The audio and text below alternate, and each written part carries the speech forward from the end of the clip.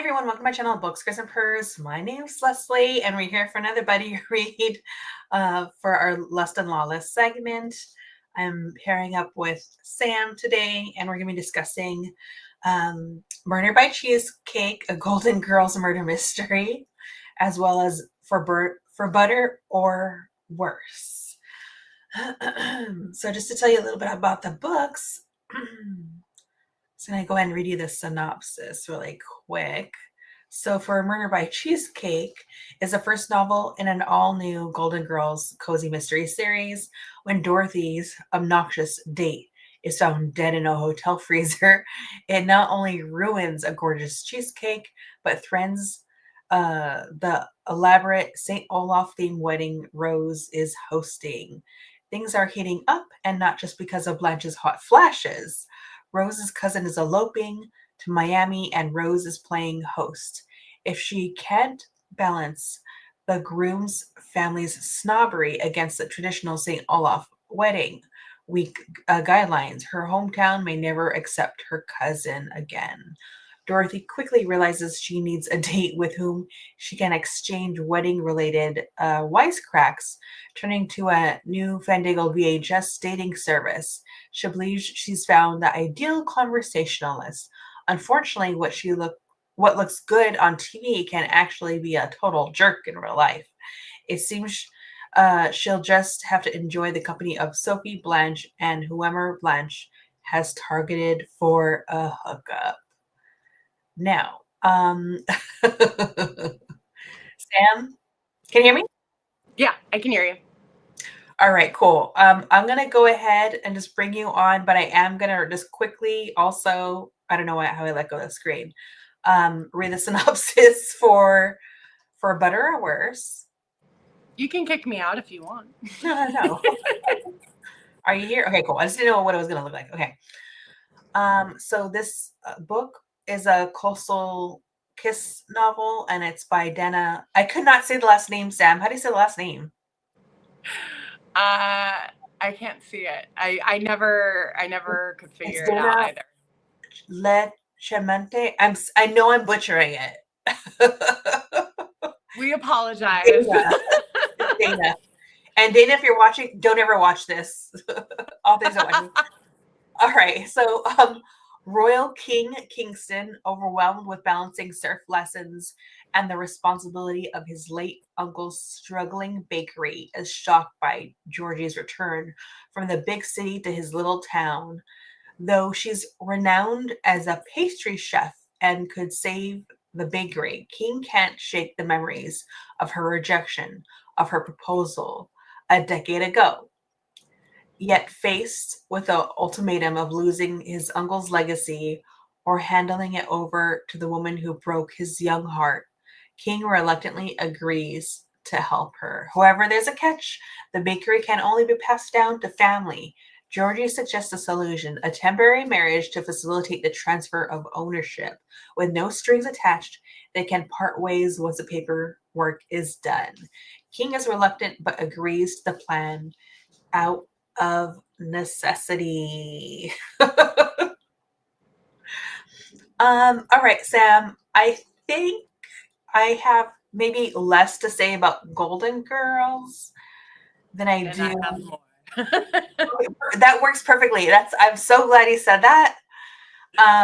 Which and it's funny because I think you have more to say about For Butter or Worse than I do. So we complement each other so well.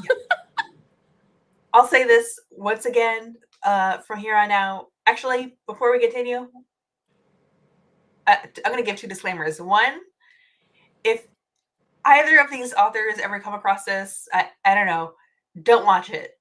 This is for people that review books, read books, not for authors. I'll put out that. How about for both of these, do you want to give a non-spoiler overview of your thoughts? You know, like quick thoughts? No. Because it's too much to say? No. Okay, so I would say if we start with the mystery, the Lawless of the chat. I did enjoy the Golden Girls aspect of the book. I thought the author really did well portraying the characters and their kind of personalities throughout the book. The only thing, and just this, we'll go into it more. Yeah. I forgot it was a murder mystery until like way too far into the book. Yeah, it felt like almost like 75% of it or something. Yeah. Like I was expecting it just to be about the non-murder storyline that kind of took over a good chunk of it. And so for me, I kind of felt like it was an afterthought. The mystery aspect, murder mystery aspect of it. But like I said, like I enjoyed the personalities of the Golden Girls in this type of situation, and I thought it was kind of true to what they were. But the second one, I had thoughts. I did enjoy some of the terminology and kind of the pastry chef aspect, the bakery aspect of it, just coming from working in a bakery as a baker before. So I did kind of enjoy some of that. But the relationships, I feel like were not great, and they were not good portrayals of kind of a normal person. Like, it was extreme kind of selfishness for one character, and then just kind of Mr. Darcy, but with surfboards and baking.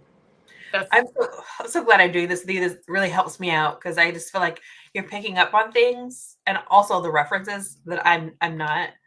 I just agree with you. Golden Girls, it was like a flash in the pan. I at first I listened to it and I liked it because we're so like the author caught the voices of each character very well. Like, this is clearly like, this might as well be fan fiction, basically. Yeah. 100%. But again, like, I was listening to it, and usually because I listen to the audiobook, it'll be like while I'm making food, while I'm like cleaning up a little bit, whatever. I felt myself enjoying it, but also kind of like losing focus. And so the only reason why I got through this book, it was because I had just got some work done in my car and I had to drive it. So I literally drove from where I'm at I took the PCH up all the way to like where Channel Island is at.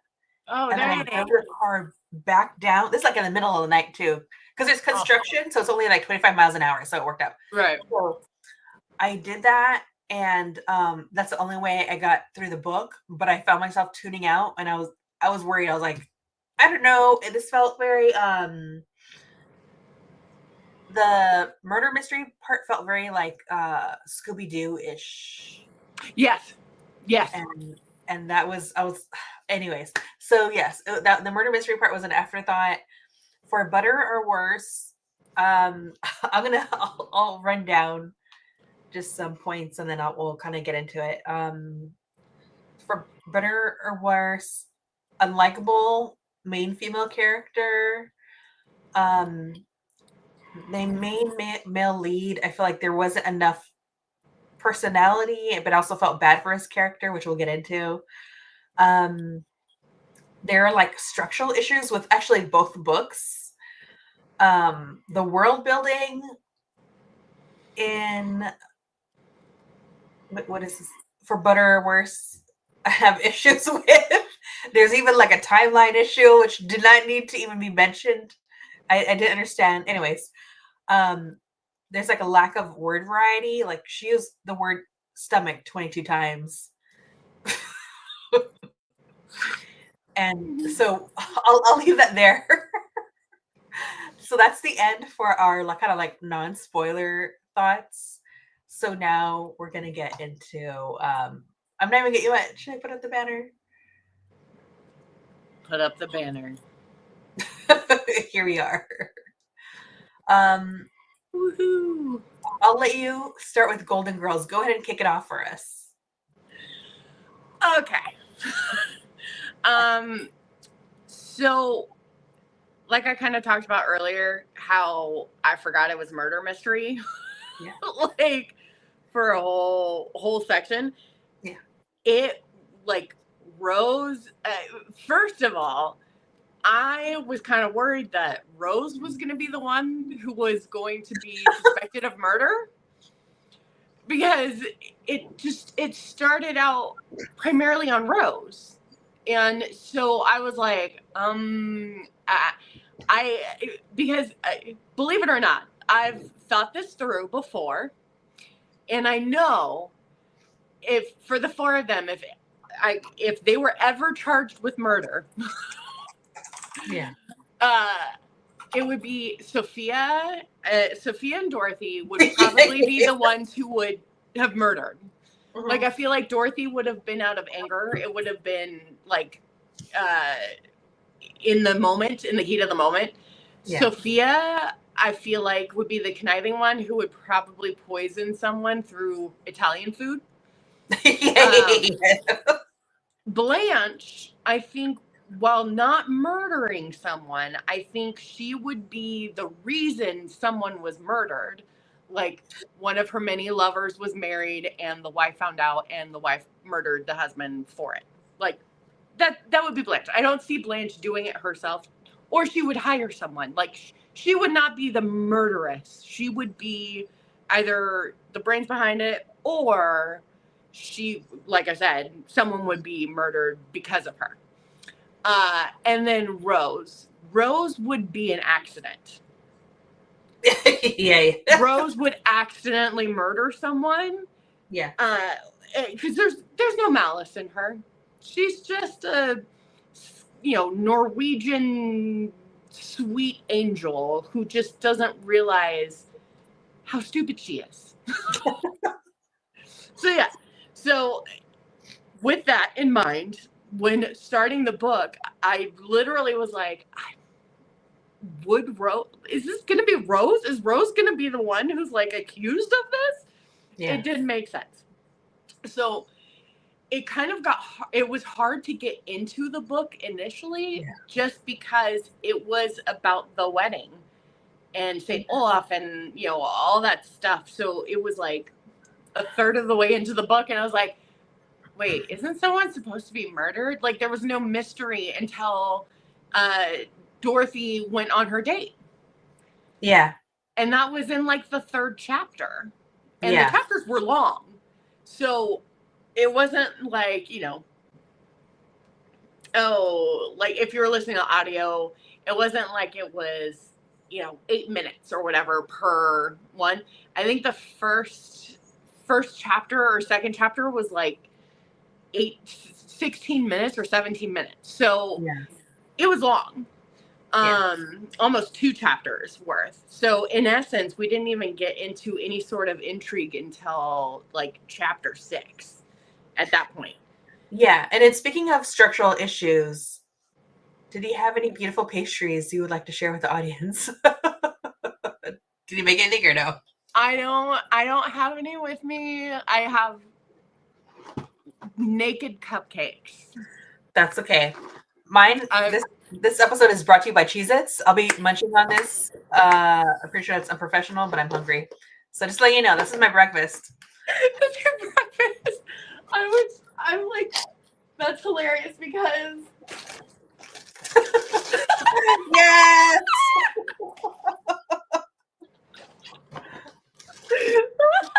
Look at us classy gals. We're winning. No, because I did make strawberry compote because I'm gonna be making strawberry shortcake cupcakes. So I did make the strawberry compote. I baked the 3 dozen cupcakes. So just imagine, close your eyes and imagine a cupcake filled with strawberries and whipped cream on top. They're beautiful. They're wonderful. Yeah, I'll take your word for it. All right, so back to the structural issues. Yes. That point is exactly what I noticed right off the bat. And so by the time we get to finding a body in the fridge or whatever, Mm-hmm. I knew immediately what should have happened, in my opinion, is this is an issue with writing the book in chronological order. Mm-hmm. They should have taken that moment, like they're already at the wedding, and maybe not for every chapter, like maybe like part 1, part 2, part 3, whatever, but put the date. Like the first chapter would actually be them finding the body. Yeah. And that would create a mystery for us, the reader. And Yes. we'd rewind after that, because that would After be like the introduction. Yeah. Yeah, and also we wouldn't know who the person was. Yes. And so when we're reading it, from starting back from like, oh, there's going to be a wedding, we got to go there. Mm-hmm. One of them needs a date, like all that stuff. In our minds of the reader, we would already have a mystery built because we're trying to figure out who's the one that died. Yes. Yeah. That would have been so much better than the chronological that they did. Absolutely. No, and that's the thing. Like you said, then we would be looking at every character and be like, is it going to be you? Is it going to be you? Like, you would go into this knowing it's a murder mystery. Yeah. Instead of just starting out with a random story and then all of a sudden they find a body. Like, I mean, like I said, they did kind of start the intrigue when Dorothy had her date, but that was just, I feel like, a little too late, because it truly did set up to be like, am I reading a romance here? Or like, what exactly am I reading? And they weren't reading either, right? Yeah.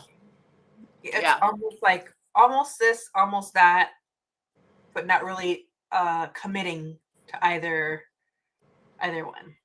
Yeah. No, agreed. The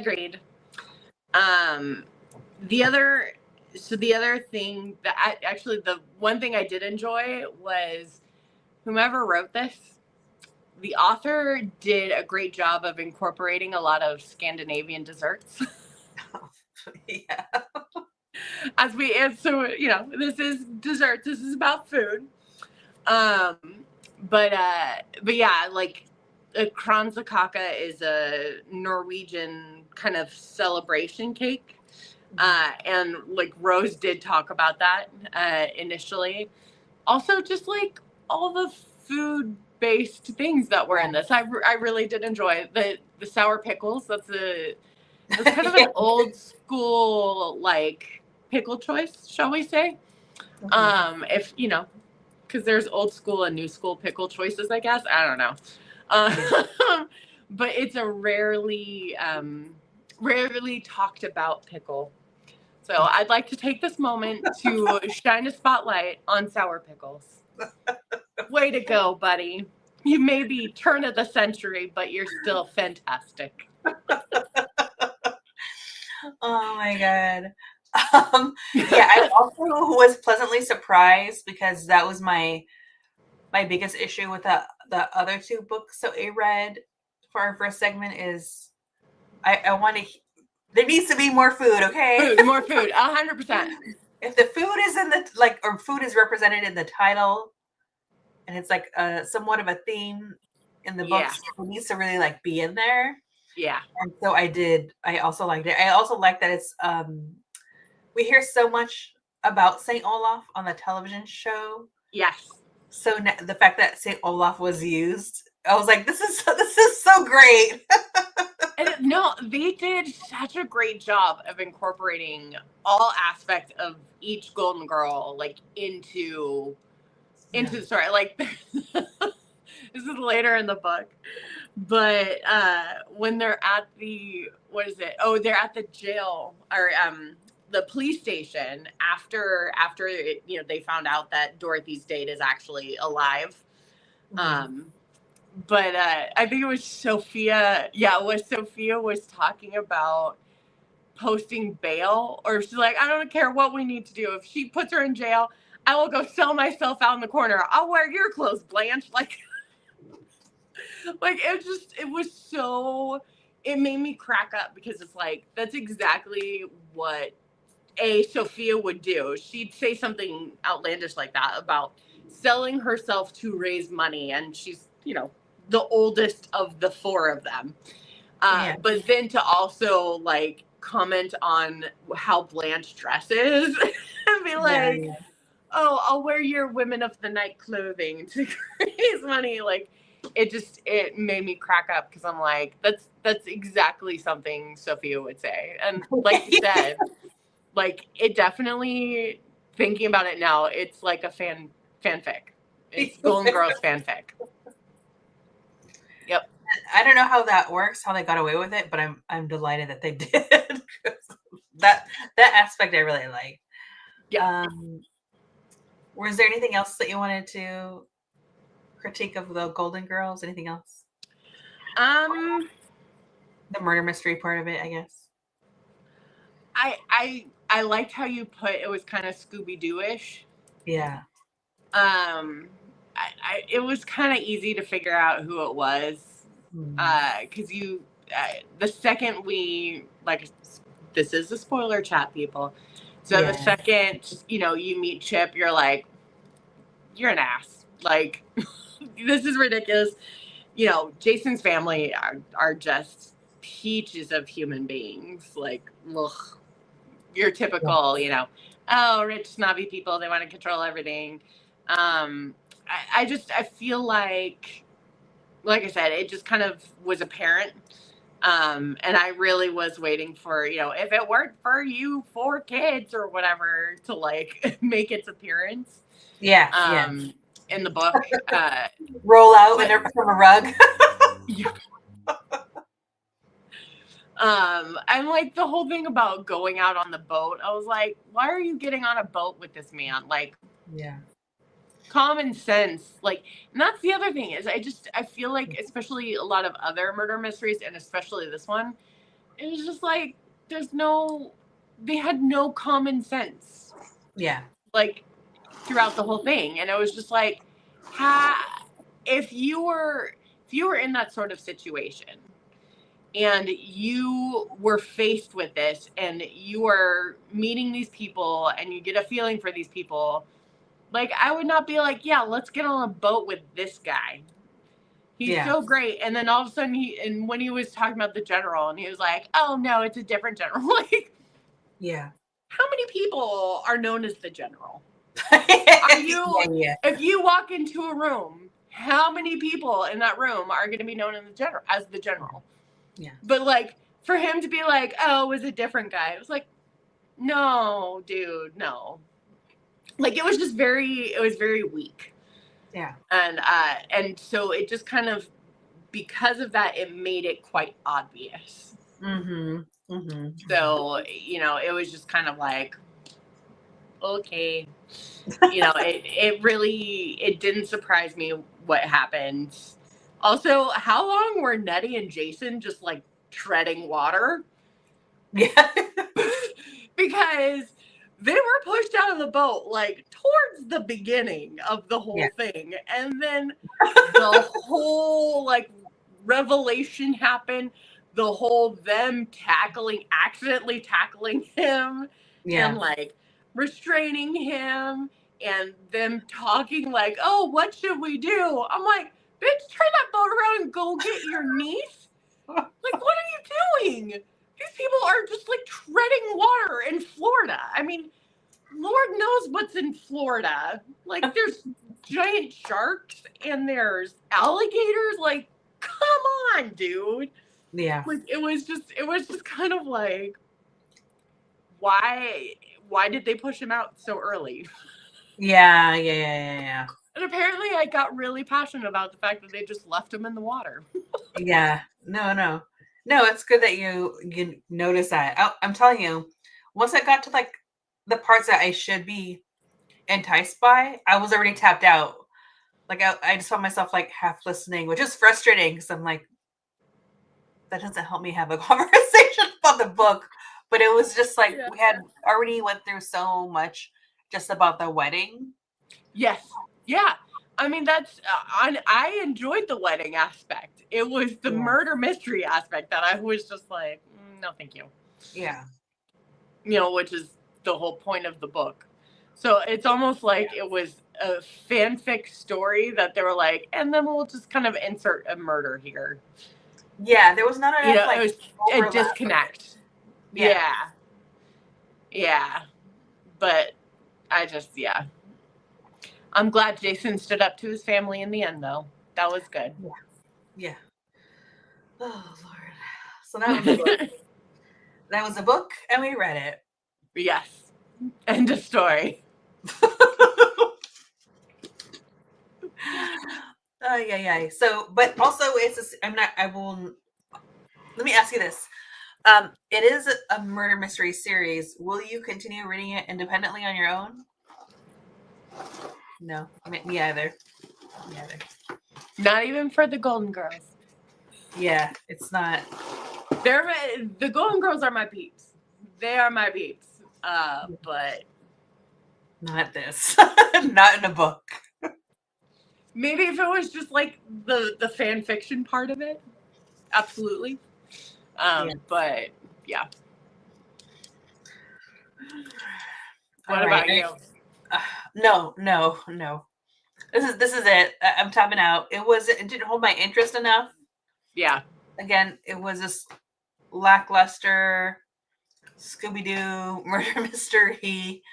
And not that it needed to be complex because it is a cozy mystery, Mm-hmm. but I needed to feel the mystery throughout, and I just didn't. Yeah. But again, I think it was just a structural issue. Like a couple of things need to be switched around, and I even feel like I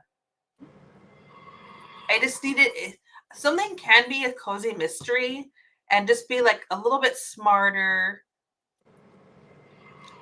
with the murder mystery aspects. Like, yeah. Accept that the audience is clever and they're gonna want to dig into those things. Yeah. Yeah.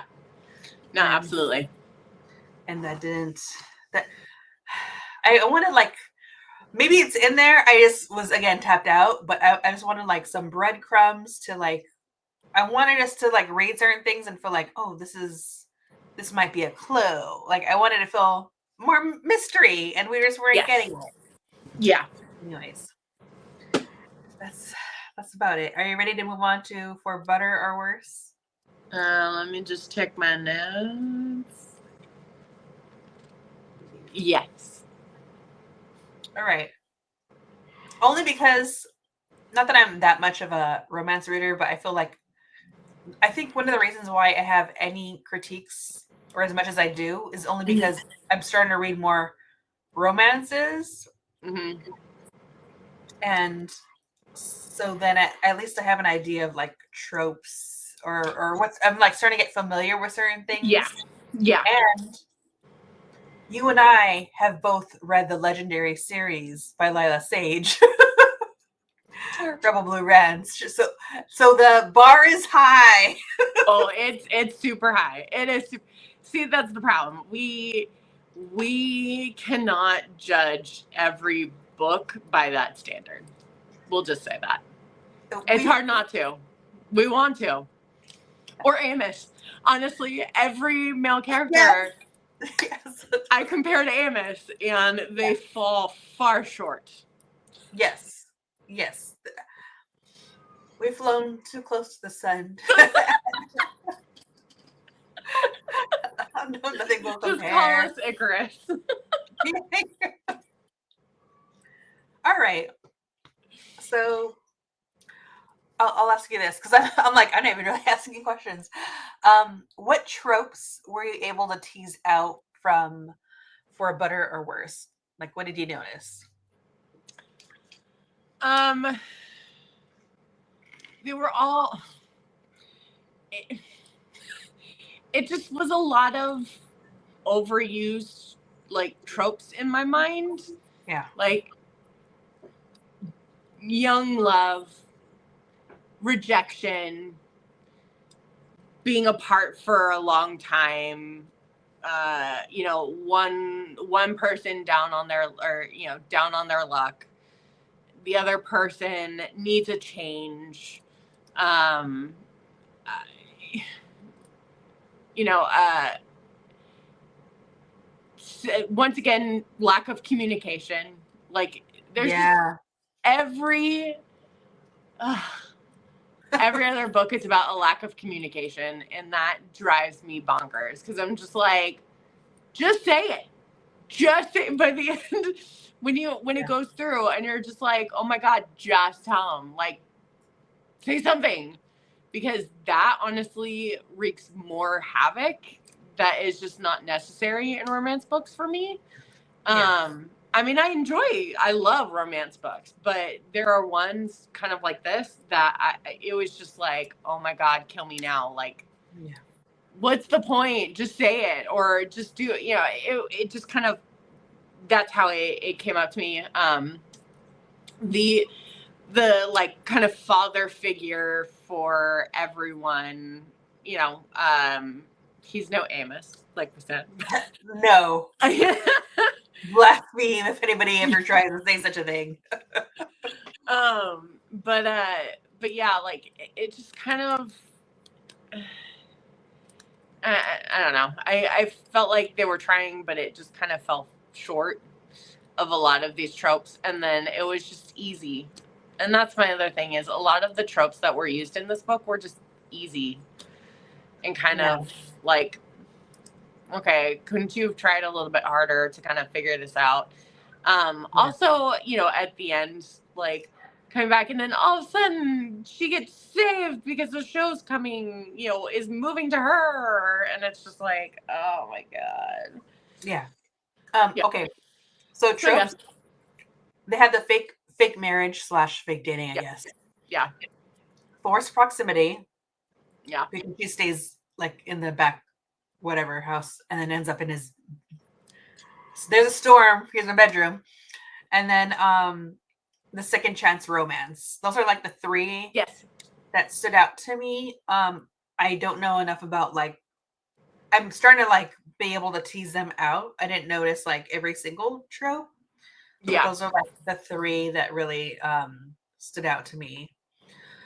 All right, so those are the proper names. Thank you. Well, here's right off the bat. I had the same issue. It's so funny. We both had the same issue with both books, I think. Books. Yeah.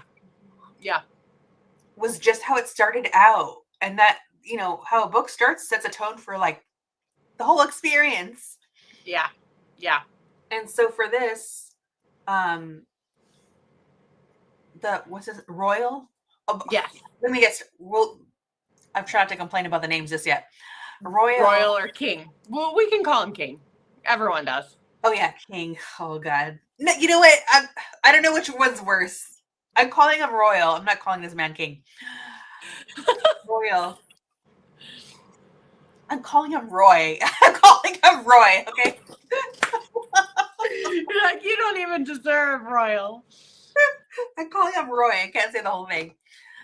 All right. So he has this bakery. So he's juggling his surf shop, which is more of a seasonal thing, and then his bakery is like the full-time thing. He's inherited from his grandpa, right?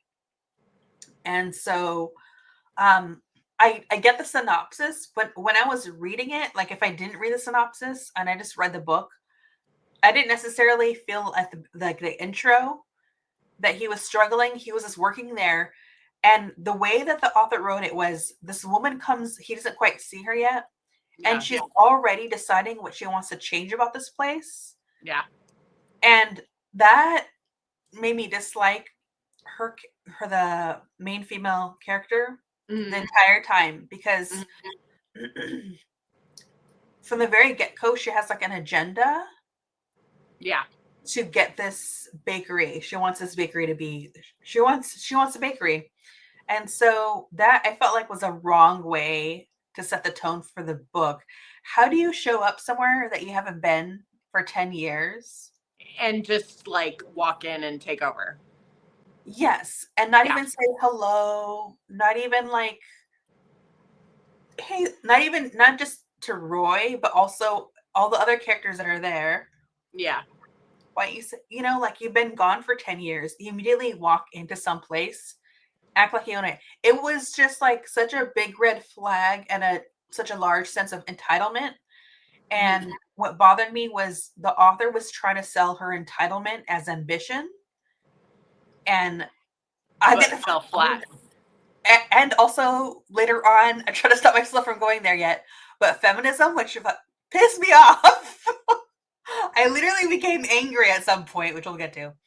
But Yeah. just that intro into like, yeah, just what she was doing made me not like her. I didn't understand her agenda, and the author does not write the character in a way um where when we do switch to her thoughts, Hmm. we don't actually get a clue in to her thoughts as how she truly feels about like the main male character love interest. And I Yes. felt like we the reader could have been clued in on this, Yeah. even though Yeah. Yeah. Yeah. Roy isn't. And this is the exact same issue I had. There's another book I read last year, and I was so frustrated. It's called When Stars Have Teeth by Danny Trujillo. I think I totally told you about this, but Yeah. that author also did the same thing. So I don't know if that's like not a trope, but like I don't know if it's a writing technique to not let the readers in, or that's a lack of technique because it does not work for me. I think They it's have a to be lack, let in. honestly. Yes. I do feel like it is a lack of technique Yeah. because the whole point of writing is for you to understand the person Mm-hmm. and Mm-hmm. to understand who they are in this relationship and what they have gone through, how they were shaped, and the thoughts that they have. Yeah. And if it's your main character, one of Yeah. your main characters, and you're not communicating the reasoning behind a lot of their decisions, then people aren't going to know. Yeah. People aren't going to understand.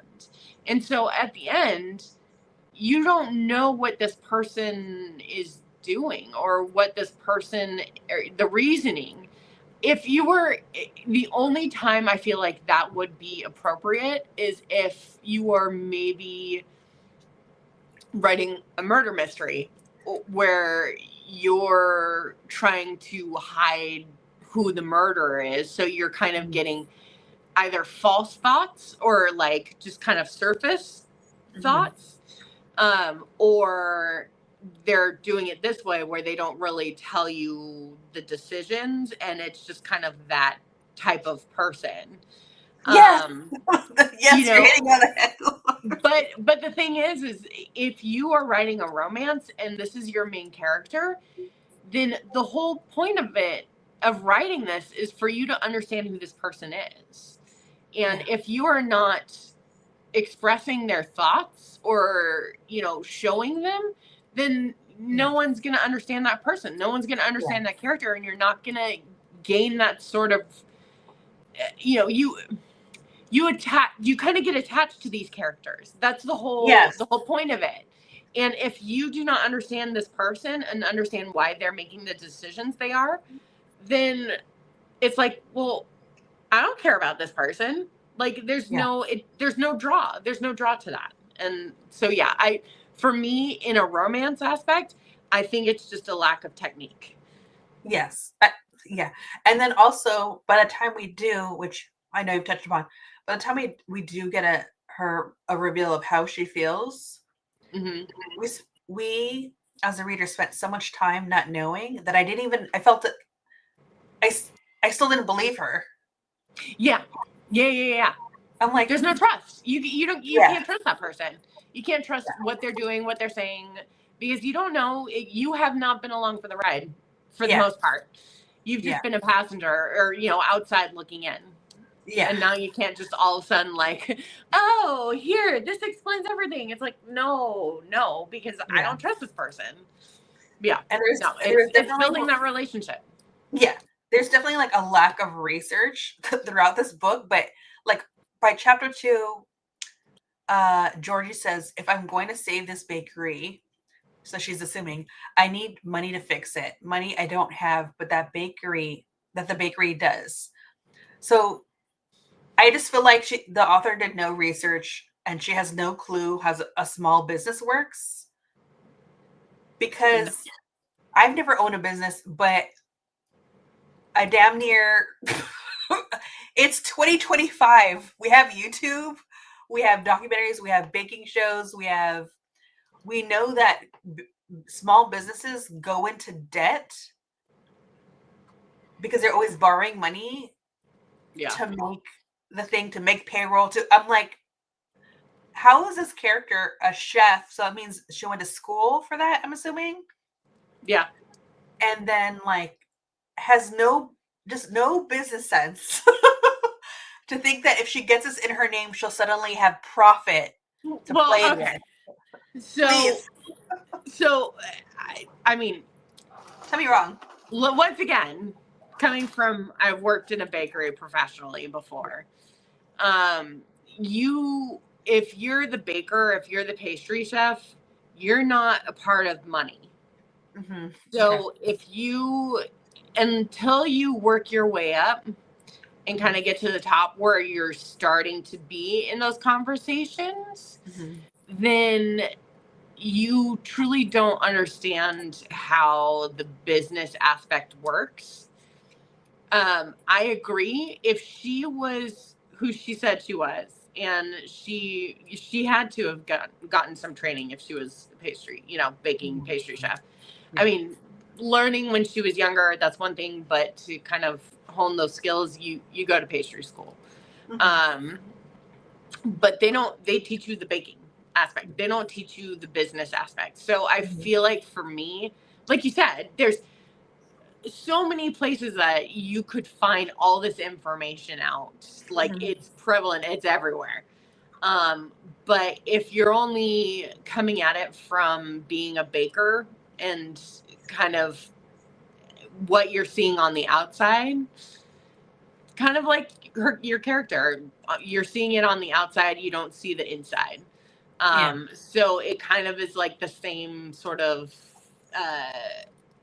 kind of technical writing issue, I feel like, because it's the same thing. Like you're not seeing the inside of it, you're kind of seeing it from the outside looking in, and you don't get the full picture. And so that's kind of how I think they did it. But I do want to say, in the very beginning, when Royal goes into the bakery late and he talks about the baker blasting music, that's legit.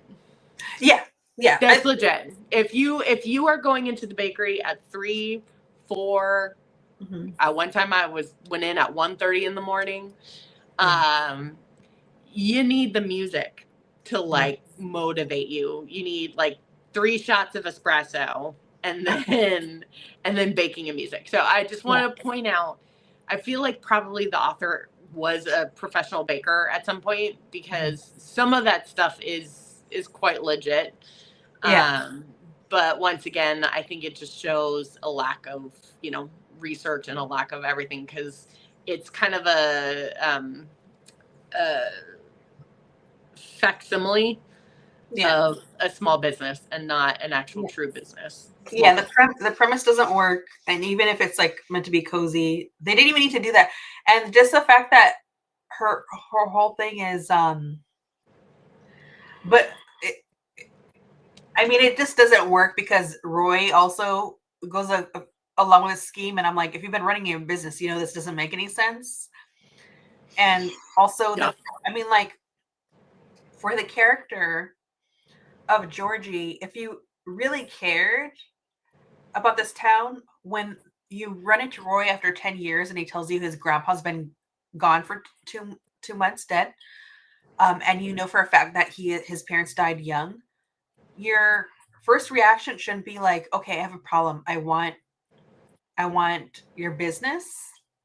And at no point did I Mm-hmm. feel like she showed any care for Roy, like Yeah. or like, I'm sorry, like, The situation. Yeah. yeah, like, oh, let me tell you about what a beautiful memory I had with your grandpa. Since I I'm so confused because I also feel like these people were together to the point where he proposed at some time, but when I'm reading the book, it feels like they don't even know each other. And Yeah. not being around for 10 years does not count. It just doesn't. So I'm just like, I'm Well, like, yeah. I mean, even if you were in a relationship with someone, mhm, even when you were young, like you remember who that person was before. Yeah, people change, people yeah, evolve, they're going to be different, but at the core, you're still going to kind of know who that person is. And yeah, I agree. Like to have that where it truly felt like they were strangers, like just yeah. meeting for the first time. So yeah, no, I agree. I agree. And then, like, because I have so many things. Um, yeah, so she just asks a lot from of him, Mm-hmm. and there's like no budging from her with this big ask when he there's no establishing of connection. It just comes in swinging. This is what Yeah. I want. And when he even goes along with it and tries to negotiate with her, she's like, won't budge. Yeah. And I'm like, what is this? What's getting me so upset? She automatically calls a bakery by chapter 2. She says, my bakery. Yeah. It's like immediate. It's immediate. No, it's like I said earlier, she's selfish. Like Yeah. it's a one-way street for her. Like all Yeah. roads lead to her in her brain. And it's just like, dude, and I like how you brought up the fact that, she didn't even really show any sort of empathy for the fact that this supposedly large presence in her life who helped shape her was gone. And she just like, it just didn't even matter. Yeah. And she didn't, like you said, she didn't even like say, oh, I'm so sorry. Like, you know, like you said, and I like how you brought up, usually you would like share a story or Mhm. something like that just to show this person who's grieving, like, I get you. Like, I share some of that too. Let's take a moment. But, yeah, she's selfish and she doesn't do that at all. Yeah. And so she demands a bakery, but also doesn't have a place to live. So, so, so he lets her sleep in the back, not back house, but something like a Yeah. pool house or whatever. And this would bother me because it's like because they read like strangers, and he's just trying to make a spot for her to stay. So I Hmm. think it's meant to be cheeky, but or I don't know what, but it bothered me because he's trying to like make a spot for her to live. And she says, what's going to stop you from sneaking in here while I'm asleep? And I'm like, if you're worried about the lock, fine. But it's not like she's saying a stranger. She's saying him. I'm like, Right. girl, fine. Get yourself an Airbnb. Well, and that's the thing is like, if you're writing them as kind of strangers Yeah. and to have someone say that, like, on a level of intimacy that only people who know each other, I don't know. It was out of place. Like I felt it was just out Weird. of place in the whole thing. Yeah. But yeah, it did feel like it was constantly going to and from, like, oh, we're strangers, no, we know each other. Oh, we're strangers, no, we know each other. Like just that kind of like back and forth throughout that just Yeah. didn't match. It didn't match. And then I felt like as I was reading the book, I was getting angry and angrier because um, Roy has a friend named Coop, and Coop, like, no one's really buying the scheme of theirs because no one's dumb. But also, Coop doesn't like Georgie. And Georgie, in her thoughts, let me calm down because I got so upset, says, I don't know why he doesn't like me. Maybe it's because I blackmailed him 10 years Okay, ago. thank you. Yes, The yes, fun, the fun yes. is going on here. Well, and the best is at the end when she even brings that up when it's her. It's like, oh yeah, when it blackmailed. What? What? Of course he's not gonna like you. I'm about to use a word that I should never use, so I'm not gonna use A it. manipulator. She's a manipulator. She is. Yeah, that's a good word for it. Mm-hmm. But yeah, I was just like, oh my god, who says that? Who even thinks that? Like, why would you do that? No, no, no, no, no, nope, nope. She's the worst. She's the worst. I'm sorry. Georgie is the worst. I'm like, what? If they're writing characters that how many books have I read where it's an unlikable character, but I still liked the book because it was so thrilling. The writing was thrilling. Yes. But this is not it. No. You cannot write The story, the relationship, nothing about this book worked and distracted from how horrendous. The only aspect of this book that I liked was the fucking llama. I'm sorry. I'm sorry to curse. Yes. It was the llama. Let's go back to the llama. The drama llama. Talk more about the llama. Prince Harry is his name. I know. This book. Which I love. But honestly, it makes sense because, Royal Kingston, it's a whole thing. But Please, Lord. But yeah. Are they actually distant cousins and don't know it? Because of how all their names work out. Anyways. I was so upset. I mean, that was the only aspect of the opening of the book that I was like, that made me laugh, was the fact that the llama ends up in the pool and he had to go pull him out. I would have liked Prince Harry, the llama's name. I guess it kind of does make sense, but I needed less of all these royal names. Yeah. And then because or just call him Harry. If his name's Harry Kingston, it already pulls in the idea. Yeah. Or I get that maybe that's the Nick's name, but I'm like, okay, I get it. Not only is their name, but if maybe their grandpa was a staunch, monarchist. I don't know. What? Why? We could have just seen this. I'm looping back to the character more enriched for that to be funny. Yeah, make it oh, grandpa, that kind of thing where it's just oh, it's another grandpa thing. Yeah. No, see that I like that idea of making it funny. Bring that in and not just name it and then not have a reason. That's the other thing is. Sometimes I feel like people will throw stuff into books, and especially this one, just to throw it in and not have a purpose behind it. Yes. Yeah. So, if you're going to do something, explain it. Yeah. But once again, I mean, that's kind of indicative of how the characters were, and especially Georgie. Yeah. There was no explanation, no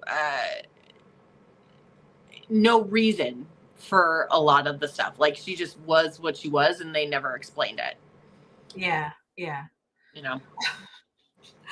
Also, so for the llama, for me, I was not a fan, nothing against the llama, but again, for all the reasons that you just said, they just didn't build enough around it. Yes. And they kind of wrote the llama like a nuisance, which actually just seemed like a device for me to dislike Georgie more. Later on, when she's asking for all these demands, about what needs to happen with law. Okay, also, Roy does not need to be taking care of that llama because he's damn near ready to drown it. You are not a smart man, and that's how you end up with a wife like Georgie. No, I 100%. But no hate on the llama. You take back your hate on the llama. Every story needs a llama. And Sure. like I said, that's the only aspect of this book that I like. Not how it was utilized, but the fact that there was a llama in it.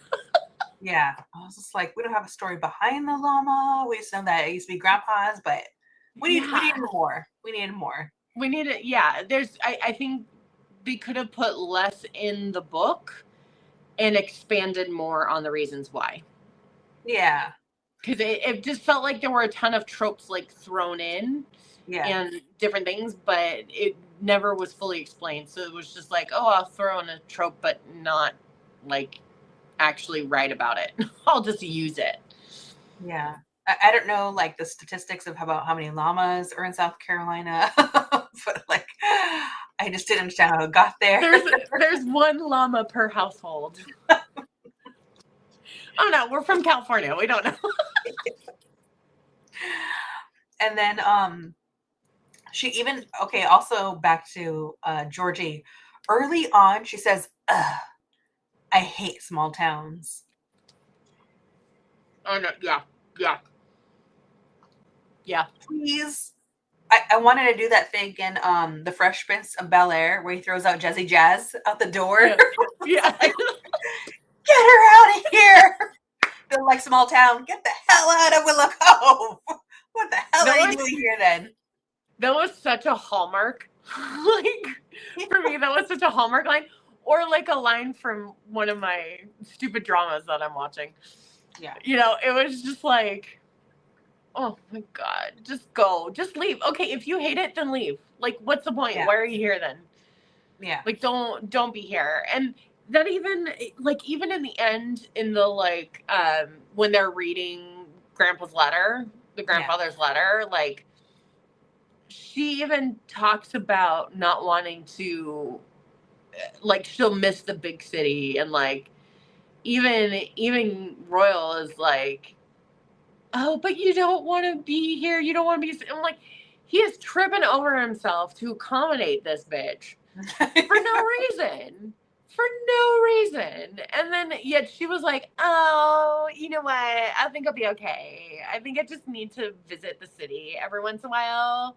Like, I don't know. It was like a Kardashian without money.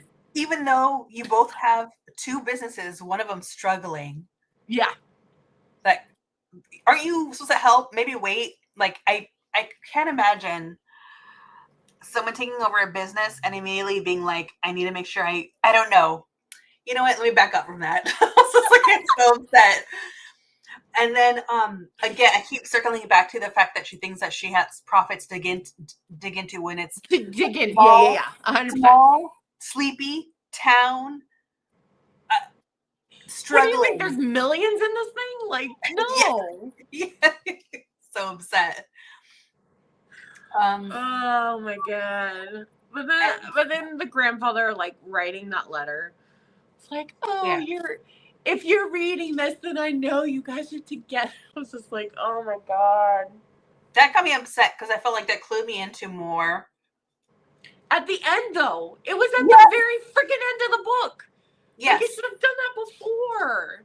It should have, honestly, you could have started out with that, and then you realize, like, okay, or not started out like that, but like have something like that makes you understand that there's more than just I hate you, convenient marriage. Like, I don't know. They're just all of a sudden you actually got the point of it at the very, very end instead of bringing it, starting out that way, like bringing you into it. Yeah, we needed the clues of them actually giving a shit about each other. Exactly. No, 100%. All right, Mr. Vanderman.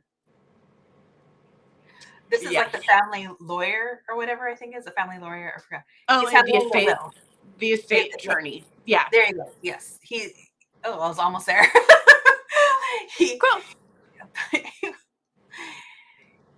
So Georgie and Roy have to sell this idea to him that their marriage is real. Yeah. even though it's clearly a farce because she just showed up. And he, rightly so, like everyone else, is questioning, he's just kind of like very gently questioning and bringing this up about this relationship because he's protective of the estate. And, Right. the grandpa is probably known, who knows, his whole life in this sleepy little town. Yeah. And so he brings it up. And Georgie is like, how dare you? This is misogynistic, which is where I bring up the weaponizing of feminism. Girl, you're not into, and then she tries to make it like her financial independence. I'm like, girl, you have no money. You're marrying someone because you want access to their money. You're not earning anything. You did not work independently for yourself. You did this whole scheme. Why? Answer why, Samantha. I can't. I was so upset. I can't. I agree. Like, you're not. It's there's entitlement. Like, she felt so entitled to something that, like, no. No, and that's I think you hit it on the nail on the head, because she weaponized, like you said, she weaponized feminism in this regard. And it's like, no, how an estate is settled, it's the person's wishes. Yeah. And because I used to I feel like I've had so many jobs in my life. I used to work for an estate attorney, like when I was a fresh little baby. I worked for an estate attorney in San Francisco. And people just feel so entitled to what was the deceased person's money, house, assets, like everything, that it's like it completely turns off their brains of common sense. And they're like, oh, I deserve this. This is mine. And that's not how it works. So then it creates all these problems, which is why we need estate attorneys, But for her to be like, it's misogynistic. No, it's the wishes of the deceased person. That's not misogyny. I mean, unless he's a, known, he was a known misogynistic person who left his estate to, his son, and then left $1 to his daughter or whatever. Then yeah, it's misogynistic, but that's the person's wishes. That's the person's wishes. You can't argue that. That's not a valid argument to be like, well, he was a misogynist. It's like, okay, but unfortunately, this is what he wanted, so this is what it should be. And it's like, for her to try to say something like that is just like, no, that's not how this works. That is not how this works. But on top of it, they're right and they're wrong because it's a fake relationship. Right. And it's all based on her wanting the business. And not only wanting the business, but this is the part that doesn't make any sense to me from the beginning. Yeah. She clearly saying that, one, she wants the business so she can have access to profits, and then she wants to leave. Okay, so what are you gonna do? Sell the business? Right. It doesn't. If you want the business, then you want it to run. Like, you want it. Yeah. You want it so that you can be there. Yeah. You can't. It's not like a conglomerate where there's just a cash cow, like, just waiting for you that mama, you can pull from. Yeah, like, you have to be involved. Like, it's your livelihood. A small business is a livelihood. It's not a corporation. It's not, it's not run the same way. Yeah. So if you want a small business, then you have to work for it. Yeah. You can't just leave. Like, that's not how it works. None of the stuff in this was realistic, except for the baking aspect of, like, being in a bakery. the day-to-day like feelings. Like that was the only legitimate piece of this book, honestly, for me. Yeah. Because otherwise it was all sort of, you understand the idea of something and you write from it versus doing the research like we talked about before. Like no research was done. I think they just relied on whatever knowledge they know and utilized that. And it's not a complete story. This romance would have been so much better if one, that they toss out the fake dating trope. Yeah. Fake marriage trope. Toss it out. Mm-hmm. She could have come back to town for the funeral. Yeah. Absolutely. Months prior to establishing she actually gave a shit. They see each other, and then she's supposed to go and f the whole ex-boyfriend storyline because that got me angry too. But just like she comes into town, she's only supposed to be there for a funeral, supposed to go back to New York, but they see each other as they do in romances. And then she finds out that it's struggling, so she stays to stay there a little bit longer. Not to get her name signed to the damn thing. Let's toss that out too. But just to help out at the bakery, and that's where their love blossoms again. Yes. Done. Just kiss. Let go of the tropes for plot. It doesn't always work. Well, and if she's like, if we save the bakery, so like, you know, like you said, they come back, like it could be, you know, let's save the bakery. I know, I'm a part of this baking show in the city. Let's bring it to, you know, to the bakery, and let's work together to save it. Like that makes so much more sense, and that is a thought out romance. Because yes, that's a trope. That 100% is a trope of, you know, oh, big city girl comes back to small town to save bakery, and you know, and she has the ability to put a spotlight on business. Like that is a story. Decides to stay, and then the what do you call it? The film part of it realizes, oh, this is actually working out. Right. Yeah. So let's stay here. Yeah. Absolutely. Like that makes so much more sense than it's like having 50 million different tropes that they tried to just throw in it to fill it. Yeah. Because it just doesn't make sense. It's like, pick one or two tropes and then expand on that. Yeah. Don't just use a trope as filler. That doesn't work because it's disjointed. And that's like what this book felt like. It was completely disjointed, and like characters making decisions that kind of went against what you were thinking they would. Yeah. So it's like you never really understood the character because there just truly wasn't any sort of character development. No, she just selfish the whole time and gets Exactly. And then none of them learned anything. If they really wanted to bring the profit part in, then at the end, with everything that you said, they could still. Sometimes I get tired because I feel like the marriage part gets rushed in these books, but this one was really rushed. So if they really wanted to do that, he could have still done like a proposal or whatever. But then, like the proposal could have been like him giving her like the document. Yeah, and her character in this version would not be asking for it in the first place, but just like because he's seen like how she's brought this alive again, and people are then connecting again in the town.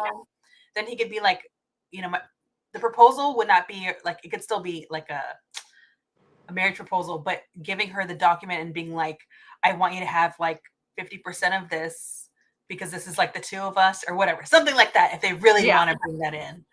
No, 100%. I'm so angry. This book got me so angry. I know. Yeah, it was a clunker. I'm sorry to say. Yeah, it was just a giant clunker. But then it gives us room to talk about because then you know what? When the romances hit, they really hit. Absolutely. Absolutely. I also I think honestly we should just establish the Rebel Blue fan club. At some point, we will. At some point, it probably won't be next year. To be honest, I think we should just have like a giant like chat about all the books, but just not I now. agree. And I really did enjoy the post she made about the covers and how it was the different times of day. Yes. And Yes. it truly made sense, because as soon as she started, I was like, oh, of course the last one was going to be dawn, because it's the dawn of a new aspect of the relationship. So sorry, I wanted to bring that up because no. It's because I love that, because I didn't. Again, I'm not always like that observant. Yeah. So just like all the details and care she took with, I'm like, holy crap, she really mapped out all of them. Yeah. Insane, No, she did. Insane amount of details. And I'm like, this is why, we feel so like revisiting these imaginary places, because the writing was so like cared for, Yes. No, absolutely. Which is then when you read these clunker of books, that it's just like so hard, because it's like they didn't even care. Yes, and honestly, we don't care about even not only the primary characters. I don't feel like I didn't care about the townspeople. No. The sense of the whatever it was called, something Cove at all. Willow Cove in South Carolina. And there's no sense of like South Carolina. I've been to South Carolina. There's no sense of like the culture there. Yes. It was very shallow. Yeah. Not enough for me. No. Oh, back to the variety of words. Yes. Right away. What's his name? Roy gets his stomach. They kept saying like my stomach flipped, but they kept saying it over and over again, and said stomach like 22 times. I had to look because it pissed me off so badly. I was like, please use another way to describe someone's feelings. It's a thesaurus, honey. This is where another draft comes in. Like, this works as a draft, but then that's where you go back in and you layer it and be like, right. No, is 22 times. Yeah, no, it just was not. It was not thought out. It was not written well. It just was not. It wasn't good. All right, so I'm going to talk about my timeline issue, which did not need to be an issue because the author did not need to put it in writing. Okay. I think I know where you're going with this. Go ahead. At the very beginning, she says Roy says it's been 10 years. They both agree 10 years. Okay. Yeah. From the beginning intro. Then by the end, when they're kind of like re-proposing to ourselves or whatever, and yes, suddenly it's been 8. Wasn't it 8? No, it's 10 years, 3 months, something days at the end. Yeah. But then she's like 6 months pregnant all of a sudden. And I'm like, the math's not matching. So is the baby's lane? Is this the ex-boyfriend's baby?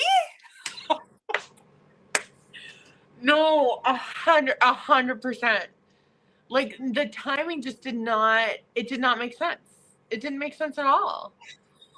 There's like I told you about the one story that I watched where the parents died, and like the parents had to have had the main character when they were like, the mom was 10 and like the dad was no, it wasn't 10. It was like the math wasn't mathing. The math wasn't mathing. Like, the mom had to be like 60 when she had the main character, and it's just like, so I maybe it's this younger, maybe this is the younger generation that are just not mathing correctly, and so like this one, 6 months, even though it's been a couple of months that they've been it's not that out. Once again, it's another like example. She didn't have to tell us anything. She didn't have to give us a timeline at the end. and it would have been No, it fine. was so useless. It was so useless. Like, you could just be like, oh, it's been 6 months and she's 6 months pregnant. Like, Yeah. fine. Or Yeah. just say she's pregnant. Yeah, that's You it. don't even need to put a timing on that. Because she gives him the sonogram thing, Yes. and I'm like, also the timeline doesn't make any sense because you still get a sonogram kind of a little bit early on. Yeah. So I'm like, so, you know, it's different for everyone, but like, I also wasn't showing right away because Elise was killing me from the inside out. Like, I actually had lost weight. I got skinnier. I got like scary skinny. So that is possible, but I damn near, anyway, whatever. I'm gonna go there. She's the cutest little parasite ever. Yeah, but I'm like, 6 months. Wouldn't you be this character potentially be showing? Like, Yeah. he doesn't realize. Are they also not sleeping together still? And he doesn't realize she's pregnant. Like, I don't understand. No. Once again, it's sloppy. It was just sloppy. It's like they published the first draft. Yeah. Like, that's kind of what it felt like. No independent person looked at it and read it. The author was just like, okay, I'm done, and turned it in. Like, there you go. Also, I'm going backwards because I can't help myself. Okay, so early, like the middle of the book, wherever it's at in the book, a storm happens. Mm-hmm. So he goes to the pool house and says, "Hey, come to sleep in my bed, share the bed. Yeah. We need to be safe, right?" Yeah. She tells him that she sleepwalks. I'm so confused when because he proposed marriage, and I don't understand what kind of book this is. Is this like the kind of like a purity book where they didn't do the horizontal poco before marriage? Because they were together at some point. He proposed, and he never once slept in the same bed with her to know that she sleepwalked. Well, okay, in that defense, people develop habits later in life. That's true. So in defense of this, I will say it's possible that she started sleepwalking after. So they could have done the horizontal tango before, but she wasn't sleepwalking then. And she does now. Very true. But sloppy as hell. But sloppy. Once again, sloppy. No, I agree. Like, everything in this book was just so sloppily done. Could I tell you last night, because Elise had to hear me, because I was trying to like make myself finish a book. I reached the part, I was like getting so angry at Georgie that I thought to myself, the only thing that can make this book worse is if this ends up being like a love angle, like the ex comes in or something. And I swear to you, the very next chapter, Lane fucking shows up. I literally stopped, got angry, raised my voice, and I had to stop and explain to Elise what was going on. I couldn't take it anymore. No, 100%. Talk about the Lane situation, that whole part of it. Yeah. I was like, what did you think about Lane showing up? I think, once again, I thought it was just easy. Like, it was lazy to, like, all of a sudden just have him show up. Like, like I said, like, it was just a ton of tropes thrown in and without any sort of explanation. And it was just like, why use this? Like, it was so, it made me mad. I was like you, like, it made me mad. It's like, what's the point? What is the point of this? Yeah. It made no sense. Nothing in this book made sense to me. Like, nothing in the book. Independent pieces were fine, but like, I didn't care.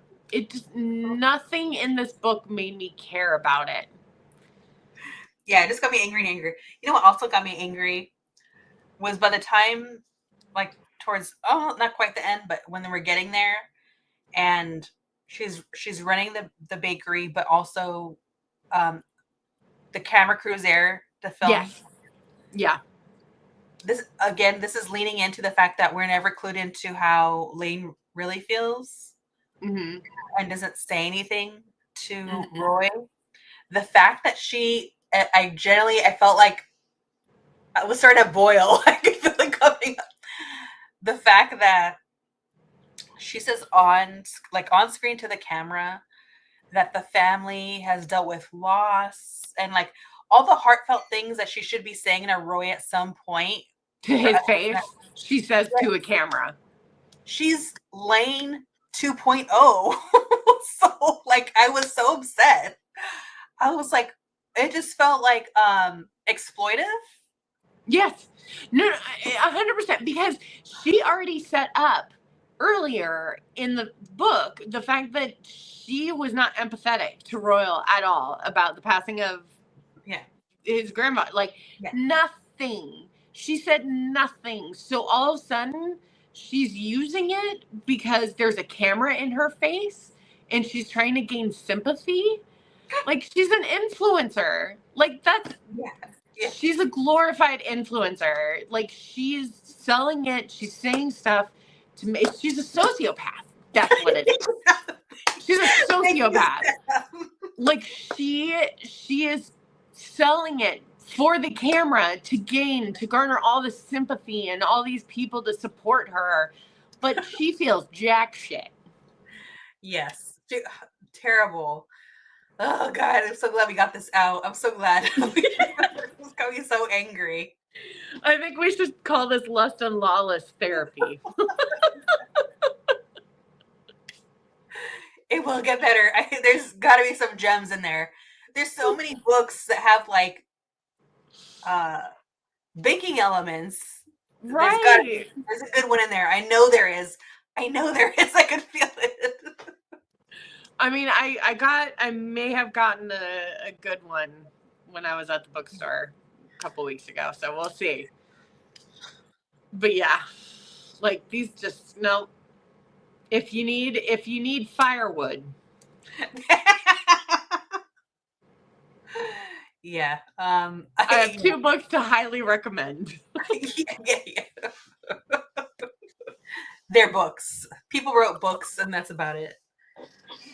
Oh Lord. Lastly, These books would be great for Jonathan Bailey to use in Wicked to dance on and destroy.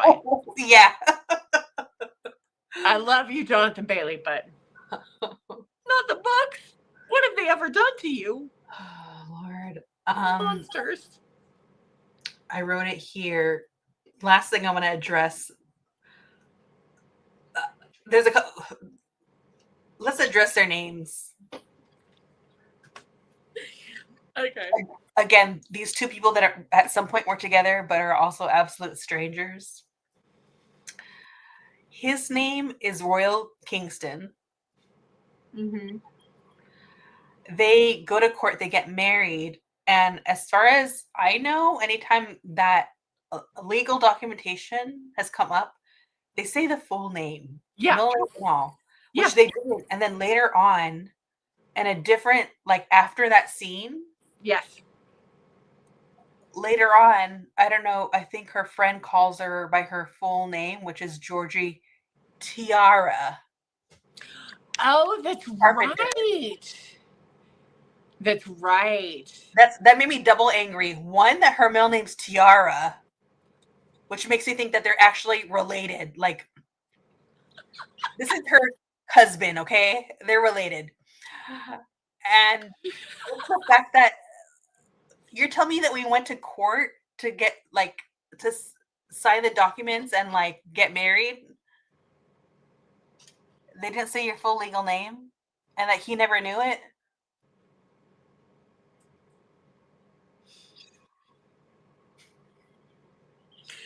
I agree. I didn't even think about the fact that they didn't even use the full names. and yet her friend calls her. And the fact that it was Tiara, like I think part of it is because I just didn't care. So I didn't pay attention to that. But now that you say that, absolutely. Why would her middle name be Tiara? She's not supposed to be at Kingston. My God, it's kissing cousins. I mean, it is South Carolina. I tell you. Sorry, Carolinians. This is just how the book was written, and it represents you bad. Okay? So it led us to this thought process. Okay? Blame the author. Blame the author. Oh my God.